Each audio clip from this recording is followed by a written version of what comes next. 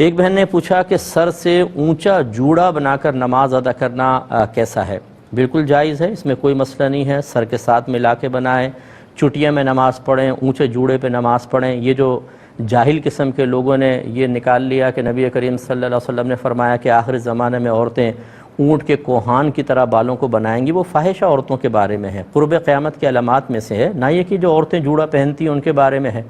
انہیں بنا کر پھر اس پہ ایک چادر سے چڑھائیں گے، پھر اونٹ کا کوہان بھی کر کے بتائیں گے اور ایسا ثابت کریں گے جیسے یہ بہت بڑا اس زمانے کا مفتی اعظم ابو حنیفہ ہے جس نے بڑا نکتہ نکالا ہے۔ علماء کو پتہ نہیں چلا،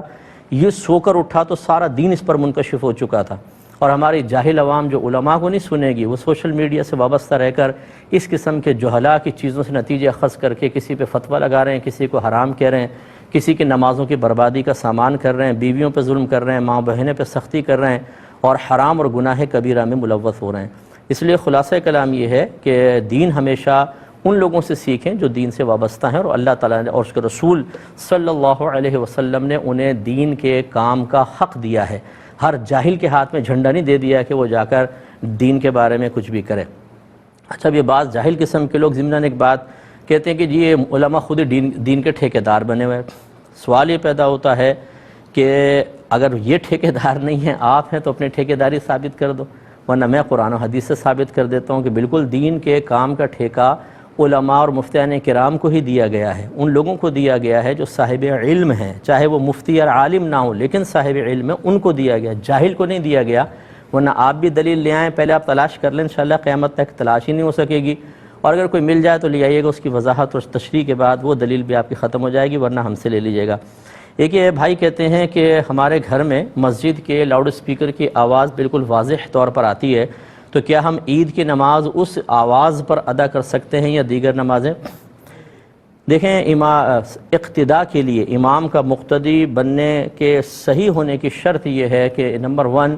امام سامنے موجود ہو اور مکان ایک ہو۔ مکان ایک مطلب جگہ ایک ہو۔ جگہ ایک ہونے کا مطلب یہ ہے کہ امام اور جو پیچھے مقتدی ہیں ان کے درمیان کوئی ایسا فاصلہ نہ ہو کہ یہ دونوں ایک دوسرے سے اجنبی محسوس ہوں۔ مثال کے طور پر ایک شارع عام ہے، اس طرف امام صاحب چند لوگوں کو لے کے نماز پڑھ رہے ہیں، اور اس شارع عام کے دوسری طرف کچھ اور لوگ نماز پڑھ رہے ہیں اور بیچ میں ٹریفک جاری ہے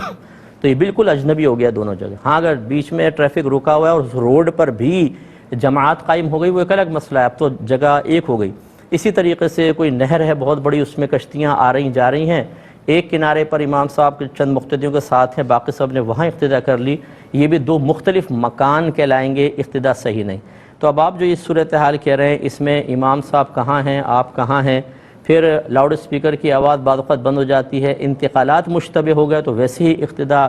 کے اندر مسئلہ پیدا ہوگا، تو بہرحال گھر پہ اس طرح نہیں ہو سکتی ہے، آپ کو وہیں جا کر ادا کرنی چاہیے۔ ایک بھائی نے فرمایا کہ طلوع آفتاب ہو چکا تھا لیکن وقت کی تعیین نہ رہی ذہن میں اور نماز فجر ادا کر لی، بعد میں پتہ چلا سورج تو نکل آیا تھا، یہ نماز ہو گئی کہ نہیں ہو گئی؟ دیکھیں، نماز فجر نہیں ہوئی،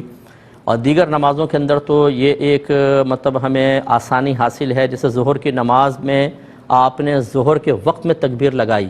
لیکن اسی دوران عصر کا وقت شروع ہو گیا، یہ نماز ہو جائے گی۔ اسی طرح عصر ہے، مغرب ہے، عشاء ہے، لیکن فجر کے بعد چونکہ کسی کامل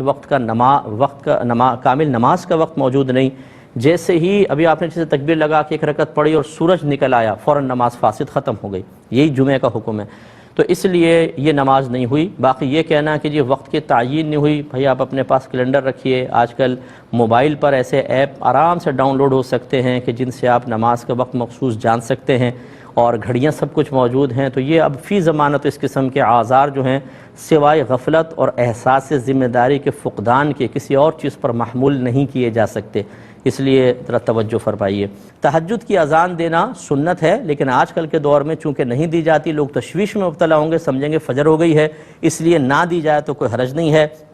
چینلز کی انکم کے بارے میں یوٹیوب پر آپ دیکھ لیجئے گا، میرا آپ کو جواب ملے گا، اور صلی اللہ علیہ وسلم یا صلی اللہ علیہ وآلہ وسلم دونوں کامل درود پاک ہیں، جتنے حدیثوں میں ثواب بیان کیا آپ کو حاصل ہوں گے۔